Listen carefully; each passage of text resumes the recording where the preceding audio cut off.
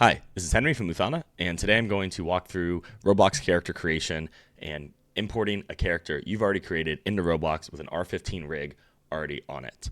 So I'm in the Uthana web app. I'm going to go up to the top right corner here and select upload a character mesh that I've created, this office worker mesh. And once that is uploaded, I will select the R15 Roblox rig and continue. And this is an unrigged character that is now going to be uploaded into Uthana with the R15 rig already on it. So go ahead and check out the skeleton.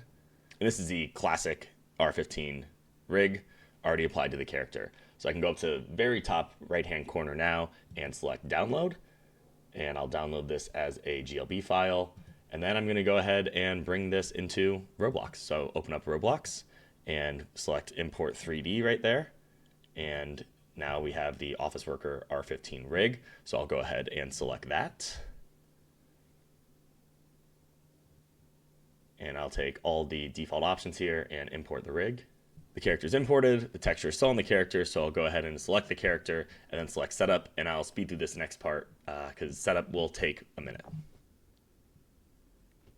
Something that's worth calling out is at around 40% of the character being set up, it is going to say it's rigging the body, and then it should eventually say body rig detected and skip that part because you already have the rig. You don't need to go through that extensive part of the setup, and then it'll just skip past that onto the next part. All right, and now the avatar has been resized and the character has the auto setup complete. You're going to start seeing warnings pop up, and that's normal. It's not going to get everything exactly correct. Looking through these warnings, it's a lot of position magnitude being off, which is a very simple error, easy to fix. What you're going to want to do is open up Explorer and Properties in Roblox, and then go into the Explorer tab and go down to the mesh parts, and you're going to want to find the wrap targets for each part and simply move the position of the import origin to 0 on all of those.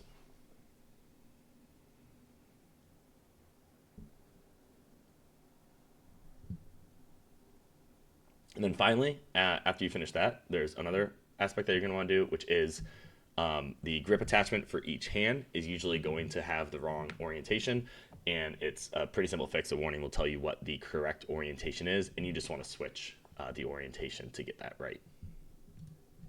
And then once you've handled all the warnings, you're going to want to rerun the validation. And if you fixed all the warnings, then you're going to get a little mesh with a check mark over in the avatar setup.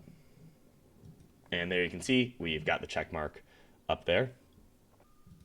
One more thing I want to call out, we didn't have any issues this time, but if you do see any warnings for the cage mesh not recognizing eyes or mouth, you're going to want to go to the cage brush here and select it.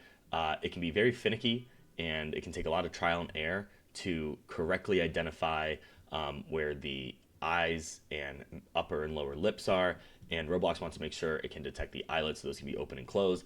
So this mesh has a lot of polygons on the face and a high contrast between the mouth and eyes and the rest of the face, but you can kind of see that area. Now that we have a full avatar, we're going to go over to the left-hand side here and click this upload button and submit our office worker.